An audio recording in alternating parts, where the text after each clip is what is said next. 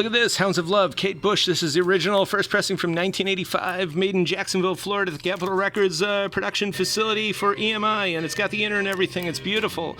And so is this, pretty groovy, psychedelic pop from 1969, Mercy. This is a very listenable, interesting record. And the theme from Ben Casey. It's Val Jean, the only record he ever put out, pianist, and there's a lot of interesting stuff like Alcoa Premier Theater, Perry Como Show, Naked City, and more. And Chick Corea, some piano, free jazz, avant stuff from 72, and this is not the Beach Boys, this is the Sumrata Brothers, Slovene-style polka straight out of Cleveland. This is a sealed copy, and it does not come around too often, and there's some guitar and 80s instrumentation on here. We got the Wiz, 2LP, and we got some Europop. This is from 77, and from 88, over a decade later, Agnetha Falskog, you know her from ABBA. We got other cool stuff like Monster Adventures in Outer Space, and a lot of choice disco.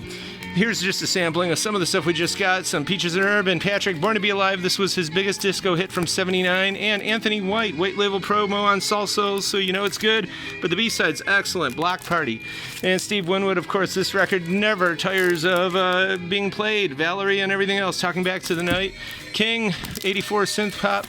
And Dave Davies, this is a pretty uncommon rock record, and this is really uncommon. Terry writes it's a promo from 86. It's pretty scarce, and I think the only other thing she did was she co-sang on a single, and I think that's out there.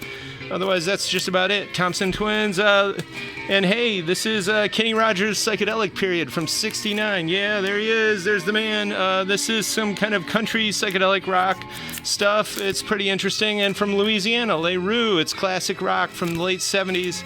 And it's just a perfect example of a late 70s kind of all straight ahead southern rock band.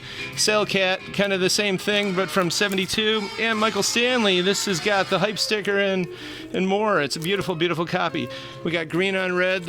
I call them desert rock, kind of alt-punk stuff out of the 80s. I think they were formed in Arizona and then moved out to Cali. Stylistics, some real nice Quiet Storm there.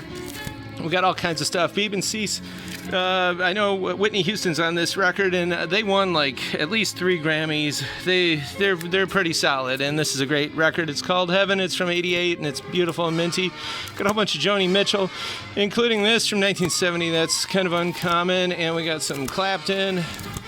Birds, 2LP from 1970, no title on that. Carole King from 89, and Tracy Chapman's second record.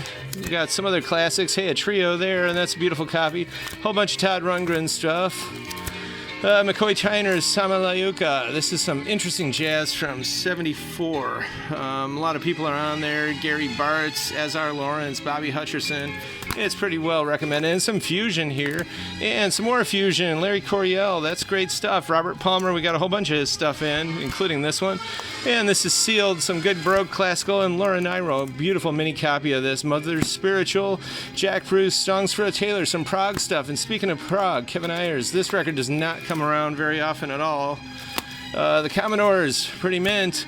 And Sunflower of the Beach Boys is a great album in their very experimental period. This came out in 1970. We got 10 Years of Harmony, which came out a little over a decade later. We got some weird bluegrass from the United States Navy band, their Country Current, and ending up with some Monk. And we got a lot more too, so come on out.